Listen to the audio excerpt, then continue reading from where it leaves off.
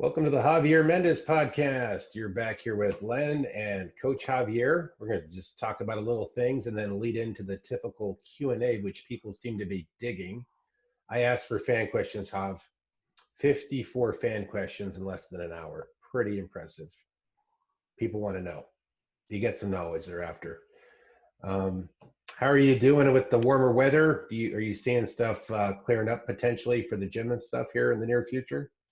Yeah, obviously, it's every day. It's a day that we go forward and we go backwards. It just depends on, what's going on and who's doing what and who's not doing what, So every day we get used to being in this situation, and we're learning to deal with, what we have to do with to get ahead, and to make it out of this mess.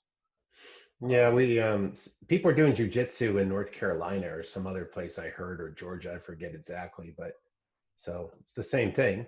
Some people are taking a risk, some people are going by a stricter guideline, it seems. Well, I mean, and I guess under the First Amendment rights, I guess there's a certain loophole in there that if you understand how to use it properly, you can open up, and if they take you to court, if they take you anything, it's going to get thrown out because you're allowed to, be open under the First Amendment. So I think it has something to do with being ordained, and, I know some friends have sent me stuff that, your friend, Jimmy. Yeah. He's opening up, and his people are ordained. I don't know what that means. I just know that under the First Amendment, he's opening up, and because he can. And, I mean, it's kind of tough to tackle the First Amendment, dude. Yeah, I guess I wonder if Shaolin monks are ordained. I'm kidding. But that'd be funny. We could teach Kung Fu, but you can't teach Taekwondo. Yeah, that would be entertaining. Well, Yeah. What do you think about all this Mike Tyson stuff? Have you been seeing any of that pop up? It's rather interesting. I'm like, did the boredom of coronavirus stimulate this, or did Mike have one more shot left in him? We've seen people like George Foreman come back late in his career. What do you think about Mike Tyson going out there and fighting like someone like Tito Ortiz or an MMA fighter being thrown his way? Well, Mike Tyson, versus almost anybody, with the exception of the top best boxers in the world, is a train, basically it's a train wreck, meaning that whoever he is, he's going to wreck him like a train. So I'm very interested in seeing Mike Tyson, put the fist on someone, see what happens, at his age. And I really 100% believe that he lays hands on somebody, he's going to do a lot of damage. And if they do any type of short little like bare knuckle or something of that nature, and the person that he's going up against is not really much of a boxer per se, they're going to get annihilated. Mike's just going to tear them apart. And I think a lot of people will want to watch that because anything to do with Mike Tyson, there's still interest in him. Mm-hmm. There's still a lot of interest in him. He still possesses one thing. They'd say, the older you get, the one thing that leaves you last is power. Well, the one thing that he is best known for is that power. So guess what? He still probably hits as hard as he ever did.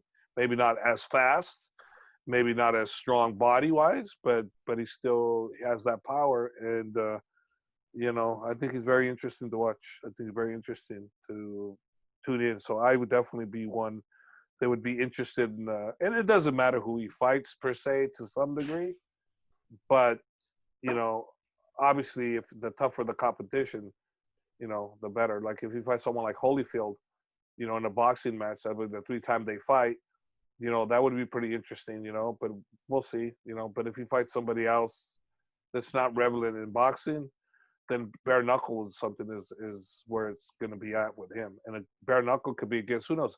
They talked about Wanderlei Silva as a potential, but not really. I mean, he would be interesting. He's more interesting than Tito Ortiz. Tito Ortiz in an MMA fight would be really interesting. But the axe murder would be fantastic in a bare knuckle fight. It's hard to say.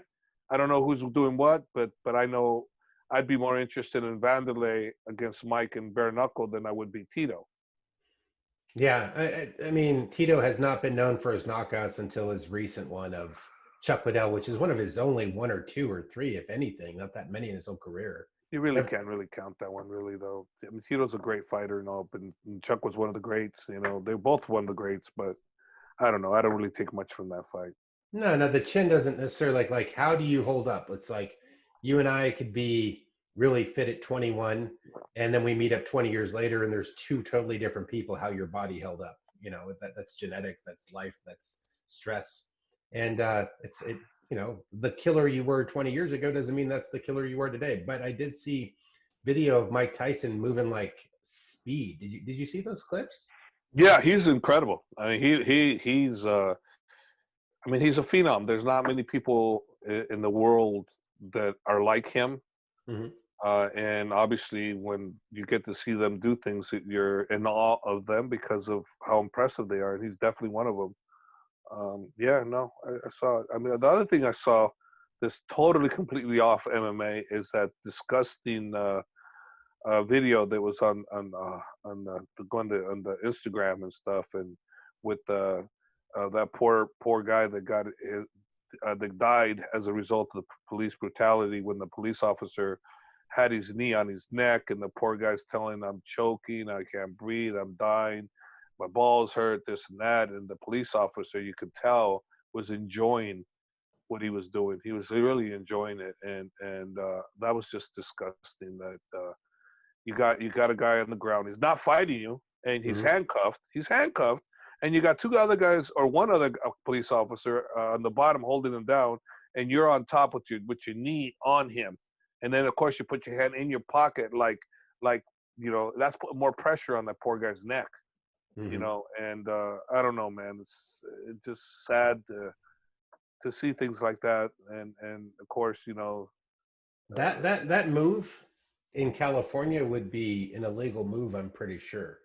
Because when I was with my friends that used to teach combatives to the police, that's something that post-certification would deem unnecessary as far as a takedown of a prisoner, knee behind the neck.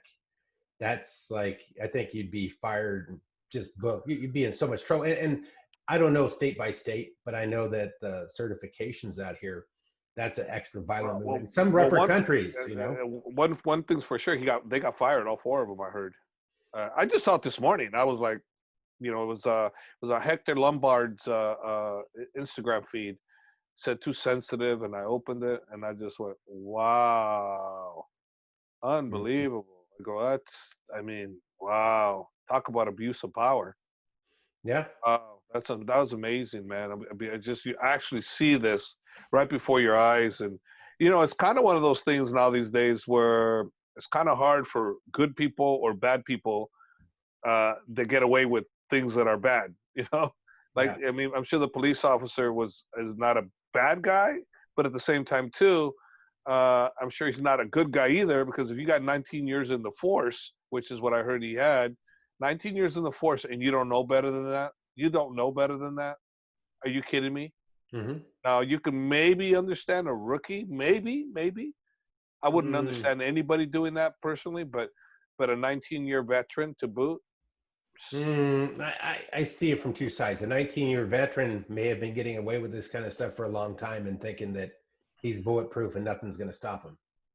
Well, and what I'm saying is, yes, but it should never. I mean, he should know. He knows better, is what I'm saying. You can't use that excuse. Cannot. Yeah.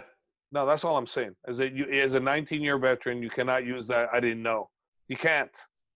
As a rookie.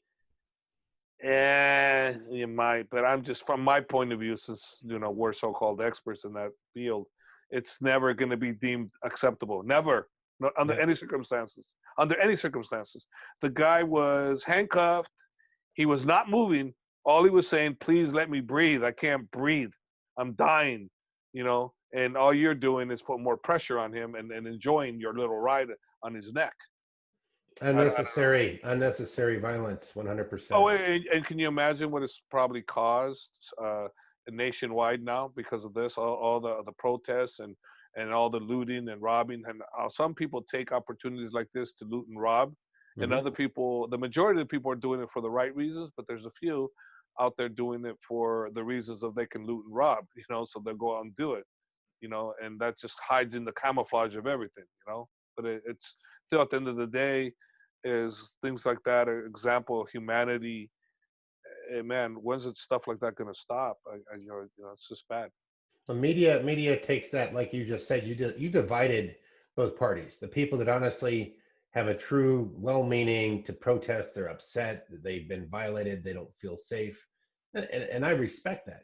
But when the looters and the other people use that, that's not how you fix your problem.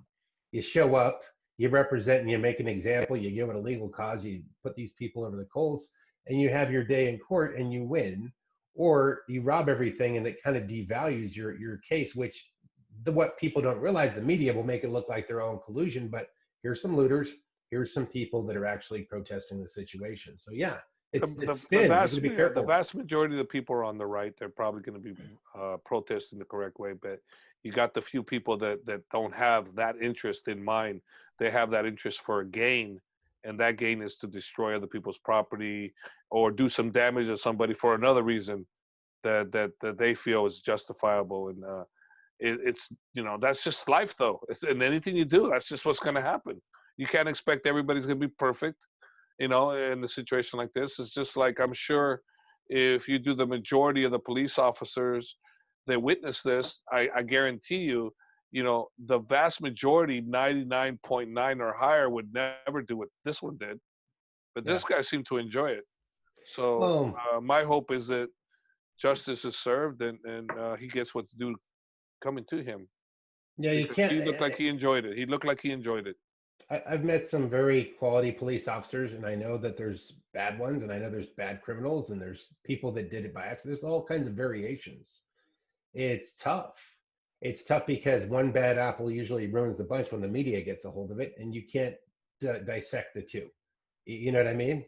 And Yeah. then people will tie everything that supports their narrative. And listen, I don't blame people for feeling the way they feel. They have every No. 100% right.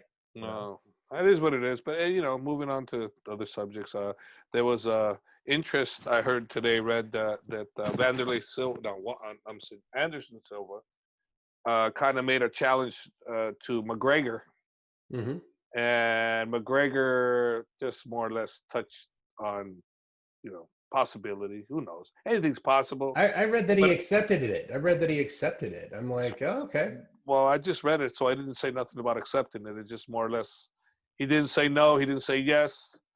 But to me, until the UFC puts it out that it's signed, done, delivered, nothing's done. Because I hmm mean, you have to get the UFC approval. If you don't get the UFC approval, you can do whatever you want. The fight ain't happening. They own you, basically. If you're under contract with them, if you're retired and you wanted to come back, one of them is still a UFC fighter, or both of them are.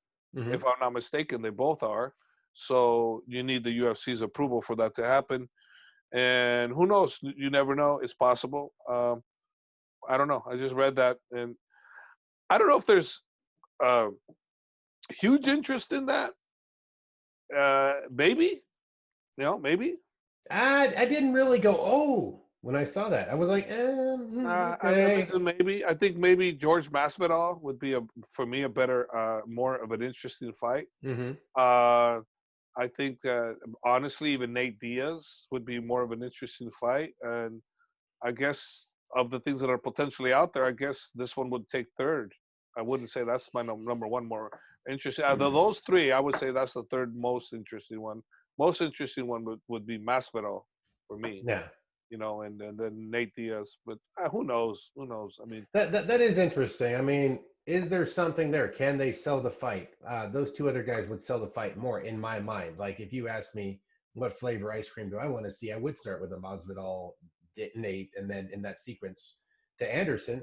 Because Anderson in his prime now, that would have been beautiful, but he's chasing. yeah, Anderson in his prime, that's a whole different animal. Right.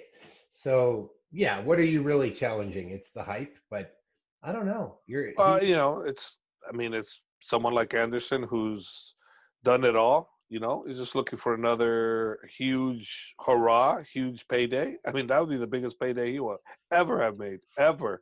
Mm-hmm. Never to be duplicated again if he gets that fight, because Conor is a monster on the pay-per-view circuit, and I mean, just look at the records. The records speak for themselves. He's one of the most marketable financial home run in the fight world, all fight world, not just boxing.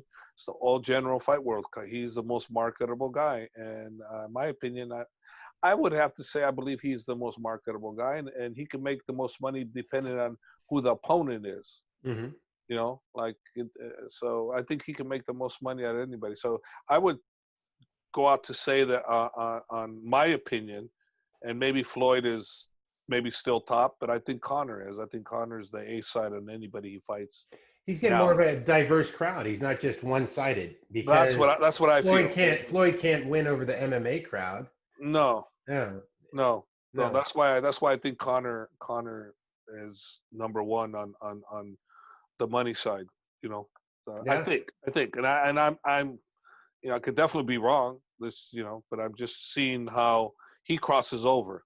Yeah. Whereas Floyd doesn't cross over in the MMA side, but Conor does cross over to the boxing side. Well, I mean, not at a huge level, but he does cross over. Stylistically interesting, depending which Anderson shows up. Anderson hasn't been really big in the media lately. The other two guys have. So fights are, you think, is it the media making me like this, or it is what's kind of relevant? But I do remember a time when anybody wanted Anderson Silva like they wanted Conor, when he was the Conor of his time. Yeah, remember right? Nick Diaz fought Anderson, and what kind of fight did that turn out to be? I didn't even want to watch the fight. Really? That's how interesting I was in that fight. I didn't watch it. So I watch clips when I'm watching the UFC events, and I watch clips of Diaz just laying on the canvas with his hand like this, like come on now. So obviously it must have been one of those not that entertaining. No one really talked about it. So I don't know. Whereas Nate Diaz and Conor is first and second fight were barn burners, both of them. Mm-hmm. So a third fight between them would be exactly that, another barn burner. What do you think about this weekend coming up? You get Woodley versus Burns. Interesting. I think Burns is really, really good. He's got better striking than people will probably give him credit for. Obviously, his jiu-jitsu is off the chain. But how can he deal with Woodley's speed and wrestling? Jiu-jitsu wise, I know obviously he can deal with Woodley's jiu-jitsu no problem. But how can he deal with the wrestling and the speed of Woodley? I don't know. Interesting. We'll see what happens. Mm-hmm. But it's an interesting fight for damn sure. It's not an easy fight for either one of those guys. I don't know who's going to win. I might slightly favor Woodley, but that could easily change and go around the other way around just that quick. I did too. But, a lot of people get me to the dance. I'll show you what time it is. And then you're like, oh, okay. There's people that come out of nowhere. Look at Gaethje throwing Tony down like he was the underdog. And he became the overdog really quickly. So we'll see what happens. Fight game, anything happens, right? Yeah. Let me get on to fan questions for us here, Hav. Had quite a few people chime in. I bet Mr. Mortensen, I'm going to say his name because he's got great questions. I think he works for us now. We just don't realize it. He's an employee? There's no salary. He works for charity. I'll just call him. Tell him the answers. We don't need to discuss. Skip him. Okay. No. Ultimate Team 7. Coach, Gaethje said he has to leg kick Khabib 4 times, and he has him hurt, Coach. How do you plan to stop Gaethje's leg kicks? He said Khabib has to push him to the cage for a takedown. Well, okay. It's a great plan. Thanks. Now I know what to look out for. Bottom line is Gaethje kicks very, very hard. You can't allow a solid leg kick to land because even one kick is going to jeopardize your leg strength and what you can do. So one good leg kick is all it takes, not 4. It only takes one good place kick. So Gaethje has a possibility of making that happen in one kick. So we'll see what happens. But, you know, yeah, Khabib's just going to go out there and take him down. That's it. We're looking for the takedown. That's it. That's all he's going to do. That's all he does is look for a takedown. So I did a podcast the other day with Ed Ruth. People are just starting to tune into it. He's that kind of grappler, kind of like Gaethje, that level or even above a little bit in a couple of departments. He's bigger, I think. You ever read Ed Ruth's resume? Yeah. So what do you mean that level? Beyond. Okay. Superman, right. He's way above that level. Red Roos, a three-time national champion, one of the best ever. You know, he's not at that level. You know, he's above Division I level because he was a Division I champion. Okay. Now Gaethje is Division I himself, so that means that he's high level. They're both high level, but one's happened to achieve more than the other. You know, what's going to happen is going to happen. You know, and we'll see. You know, we'll see. You know, I mean, Gaethje's a very, very, very tough, individual. He's got great power, and he has, the endurance, and he has the guts. He's got everything. You know, what he doesn't have is obvious. You know, if he goes to the ground, because we've never seen him, if he goes to the ground, he's in trouble. And if we're on the stand-up, are we in trouble? We'll see. There's nothing that Khabib has never seen. Like you said this in the last one, but I mean, even hearing it, you've said it, you really exemplified it in one of our last podcasts. But, you know, Ed Ruth was like, nah, they have a different level over there. Yes, he can handle D1 all day. That's what he said. So just for you fans listening, check out the podcast with Ed Ruth too, because that leads into this. Okay. Just look at Dagestan history, and that'll tell you if he can deal with D1 wrestlers. If you're unsure of D1 wrestlers against Khabib, just check out Dagestan wrestling history. It's not a big community over there, guys. It's not a big community. It's a bunch of winners. Let's see. What do you think of Justin Gaethje's game plan using his footwork and superior striking to stay in the middle of away from the fence? And do you think he's underestimating Khabib's takedowns in the middle of the cage? That's from Defear Fire. Well, to me, when I hear superior, I mean, superior what? Is he like superior striker? That's what he was assuming. You're assuming. Don't assume. You know, Conor McGregor and Khabib went one round of pure striking. Conor didn't dominate him by much. It was a very close round. So don't assume Khabib has not improved since then either. He has improved. So one thing I will give Justin is a better kicker. But that doesn't mean he's a more effective kicker. He's just a better kicker, but not necessarily a more effective kicker. You know. So, but for the sake of what we see, we have to wait and see how we deal with it. But we'll just give Gaethje that he's a better stand-up guy because that's what everybody's going to say anyways.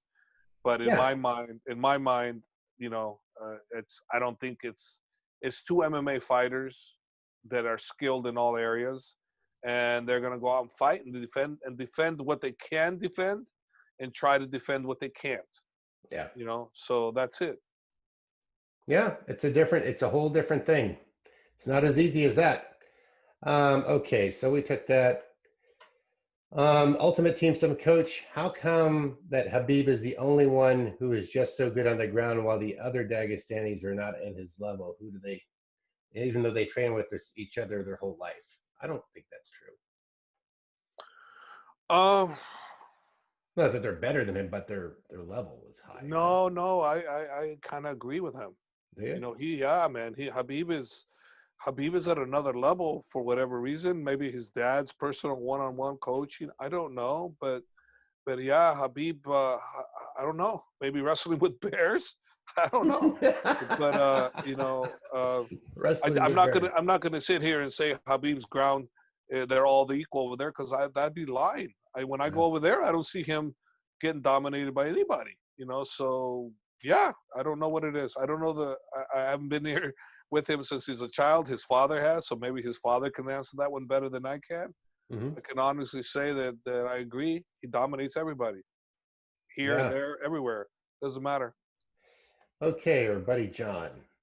John Mortensen, do all Dagestani fighters at AKA live in the same village area in Russia? No, they all have different villages. I don't really know how that works yet, but I know Khabib is got two villages, and one's got like 5,000 people, of which that's where his father was at when he got ill with the COVID virus. I think about 600, 400 or 600 people got the COVID virus over there at the time his father did. Mm-hmm. And I don't know which village was it, the second village or the really mountain village. I don't know which one. Mm-hmm. Islam's got a different village.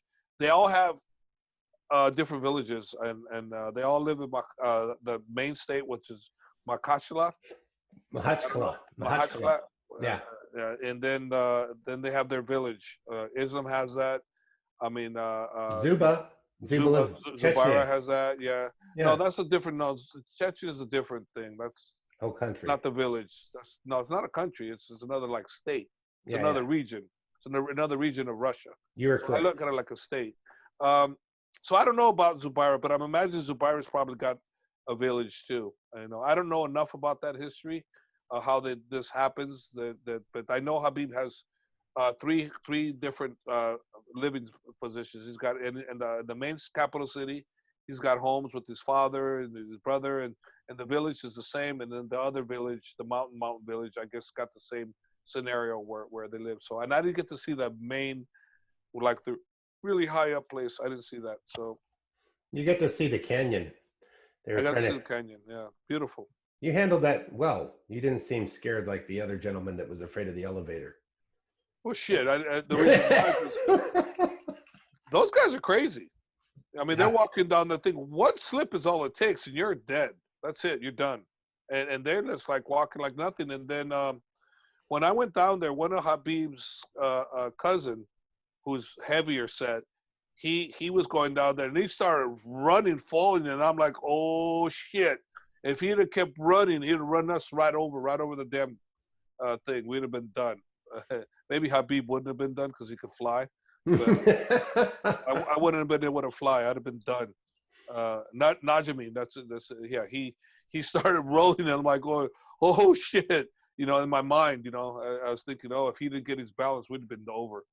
Wow. No, it's great. But for them, they're like billy goats, man. They're like watch those billy goats on those things. They're like incredible. Well, jump in the river that's going like it's no big deal to them. Super fast and don't jump in the water. Oh no, you're talking about that river. That they do something about a river. They told me that boys die there all the time.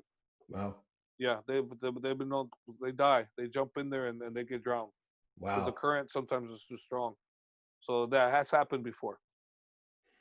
Okay, here's an interesting one. Defer fire, nothing that you're expecting here. Thoughts on Colby Covington leaving ATT? If he wanted to train at AKA, would you let him come there? Colby would be able to train here depending on nobody here having a problem with him. If nobody here has a problem with him, he'd be welcome. But I've never seen anybody here attack him on social media, but who knows? I personally think the deal on him that the fighters themselves wouldn't want him here. That's what I think personally. Being controversial, polarizing. Just saying stupid stuff that he doesn't need to say. The guy's a great fighter, and I think that there'll be some fighters that would take offense to him, and they will speak out. And I don't think I would be allowed to let him come train here. Me personally, I don't. Doesn't matter to me. I know what he does. I know what he's about. He's a great fighter. But I think there will be some fighters here that wouldn't want that. I don't know. It's never going to happen. Mm-hmm. So it isn't like he's going to call tomorrow and wants to come. He's himself. He's his own entity. He's his own marketing. He's his own PR. He's everything. So he doesn't need no one. So he's his own show. So he doesn't need to belong anywhere else. He belongs to himself. I get it. That makes sense. Okay, do you think MMA fighters is the most dangerous sport, and do you think MMA fighters should get paid more? Thanks, John. I think at the lower level, they get paid really well in the UFC and the Bellator. At the lower level, I think they get paid better than boxers. And if you don't believe me, just look at the pay scale. Where they don't get paid is the main events, the pay-per-view. On the pay-per-view side, that's the side where it gets flipped horrendously in favor of the promoter. But on the lower level, you know, you don't see too many people make the kind of money that UFC guys do in the boxing level. You go to a boxing show and you see the lower level guys, they're not making the kind of money that UFC guys make, not on the lower level. No way. No way in hell. No way. No way. But on the higher level, absolutely. They get a bigger percent of pay-per-view. I do think, I mean, some sports risk reward. Look at Formula One racing, man. All those people wrecking those cars. There's some crazy stuff out there, you know. Let's see. Hey, coach, I've been learning boxing. This is from Karan K. I've noticed that the moves I practice in my training session don't get transferred to when I actually fight. What advice do you have for me so that I can actually act subconsciously in a fight like the way I practice? Look, the only way to get good at fighting is fighting. Mm-hmm. So that's it. It's no personal technique, no this. Just fight. So it's more doing in the fight what you want to do than just in the fight. practice. Yeah, practice is coach. practice. I want to learn how to run. Well, once you learn how to run, how do you learn how to run? Fucking run. Right. Okay, let's see. What your thoughts on Tito calling out Mike Tyson and Tyson versus the legend John Mortensen? Yeah. I think it's good for Tito if he gets the fight or not get the fight. Good publicity. Mm-hmm. You know, I think in the MMA, Tyson gets wrecked, but potentially not so easy because Tyson's so powerful. He's so low that you know it could be pretty dangerous trying to go and grab a guy like him. You know, with the kind of power he has. Uppercuts. Yeah, anything he throws is gonna fucking hurt. Yeah. So he'd be a very dangerous person to fight. Period. With small gloves. You know, I don't look at him as easy for anybody. Yeah. Not with the power he wields. He's got that, especially little gloves. Bigger gloves, he's not as dangerous to a lot of the elites, you know, but to everybody else, little gloves, stand up, yeah, go ahead. You know, dealing with that kind of power, you know, I think people remember how much they feared him when he was Iron Mike, and he was just destroying people within 4 rounds. I think that he'll go back to that guy, and people go, I don't want nothing to do with that guy. He'll take my freaking head off. True. So Tito Ortiz is great to get that fight, and if he did get it, take it, because you know anything's happened in a fight, you know, and great publicity and shit. I mean, it's a win-win for him. It's not a lose-lose. Yeah. What is one thing about Khabib and Islam that a lot of people don't know about them?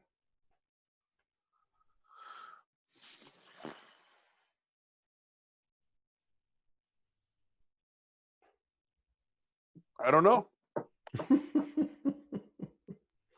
Islam's not married. There you go. Islam's not married, doesn't have kids. I think that might be.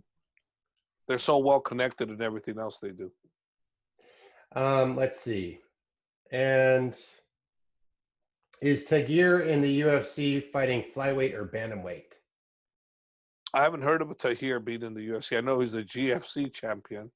Taghir is good enough to be in the UFC right now. He trained here 3 camps now. He's been here 3 or 4 camps. Great kid, great potential. I think he's 13-1 or 14-1, and he's a GFC champion, Guerrilla Fighting Championships. So he's definitely world class. He's definitely UFC class. Taghir can do damage wherever he goes. He's one of the best, I would say, hands down. Was it him or Saeed that got signed the other day? I thought I saw. Saeed? One of those 2 guys gets signed to the UFC. It might have been. Taghir was the tougher of the 2. Okay, so it might be him. Saeed is pretty good too. I think he's like 16-1, 15-1 or 16-1, and he's a welterweight. Yeah. They're both super tough, but Taghir is he's at championship level. And Saeed he maybe has a few fights. I think to catch up a little bit. Yeah, I think so. Okay, here's an interesting question. Do you think it's weird that Khabib has never been cut open during a fight? No, we've been actually lucky, to be honest with you. I mean, he's never a black guy, never a cut. it's just luck. I was thinking about when I had my fights. I never got cut either. I never got cut, and I looked out too. I never. So yeah, it happens to some of us. And of course, a lot of it has to do with Khabib doesn't play the stand-up game. Mm-hmm. So maybe if we played the stand-up game, then we could probably see more damage to. But we don't play the stand-up game, and I'm not planning on playing the stand-up game anytime soon. So hopefully we don't ever see him cut. Okay. Shady UK.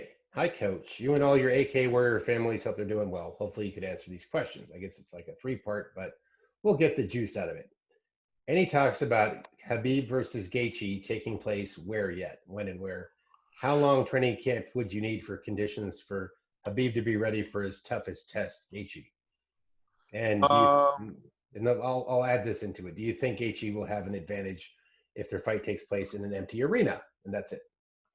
Well, basically, we would only. Well, Khabib wants. He's usually training all the time. Mm-hmm. So if I ask Khabib, "Were you training?" He's going to say, "Yes, coach, I'm training." Now, is he training for a fight? Absolutely not. Is he probably going to start training for Gaethje? I would say yes. He's going to start training. And he usually comes out anywhere between 10 to 8 weeks out.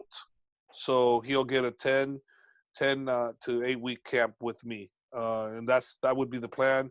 Where it would be, I hope it's Abu Dhabi, and I hope his father gets well enough for that to happen. There's still no, his father's still sick, so I'm just praying that, God grants him more time with us.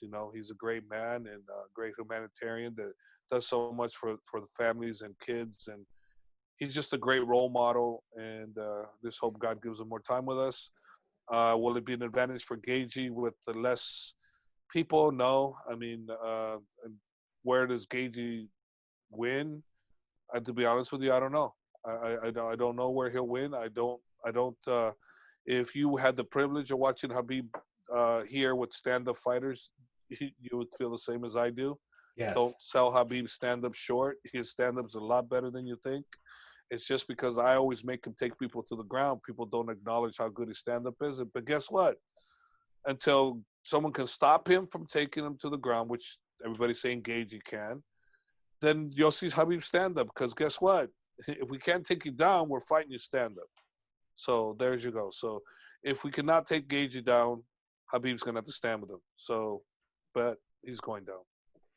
This one's interesting. Mohammed Metmari. Hi, Coach. I saw a Moroccan fighter named Othman Azaitar at AK with Khabib. Could you elaborate on why he was hanging out there?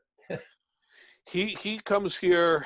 He's like always welcome to come here. He's managed by Ali, who's the same manager for Khabib. He's been here 3 or 4 times. Always a pleasure to be here. He's great to work with. He's got incredible talent. He's awesome. He jumps in the mix, perfect.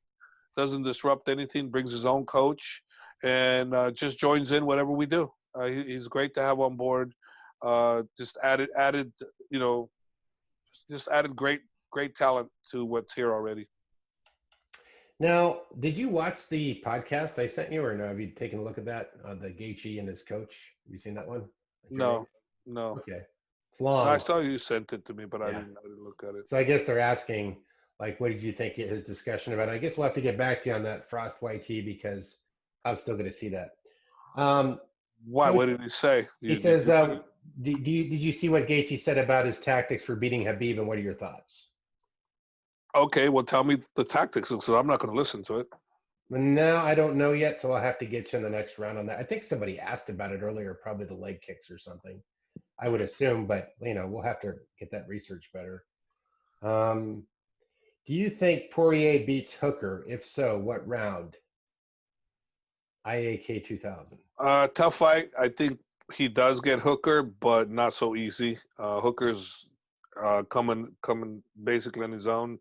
He's really, really doing really, really well. Stand-up wise, Hooker is, man, he's a good striker. What are you going to say? He's a striking guy. Has a great coach, in the striking game. Put it this way, I think Dustin, but it could be Hooker. Yeah. Kepich Kej Jepit Lawang. I get to learn a lot of new names. Coach Hav, you, Mike Wink, Duke Roufus, and Henri Hooft, all top-level kickboxers. Did you know them back in the day? And why are there so many former kickboxers that are great MMA coaches? I didn't. I knew Duke, but not during the fighting time. I knew Rick, his brother, who I think is one of the greatest full contact kickboxers of all time. But I did not know Duke. I met Duke after I retired. And Henry, I didn't know Henry. I met Henry when Luke Rockhold went to go train with him. That's when I met Henry. So um, I don't know um, why they're great coaches. I definitely do know that both those individuals are great coaches, and there's a lot of respect. But I don't know of another coach that's a kickboxer that's at their level, except maybe Winklejohn. Mm-hmm. Mike Winklejohn is right up there with them, with those two. But other than that, I don't really know of another kickboxer that's really at their level. Those three guys are pretty high level. That's good. Well, there's so many questions. I'm going to save them and do another series with you because I could have you here all day, and it's a hot day. Is it hot down there at the where you're at? No. No, it's friggin' scorching here. But no, we went pretty long.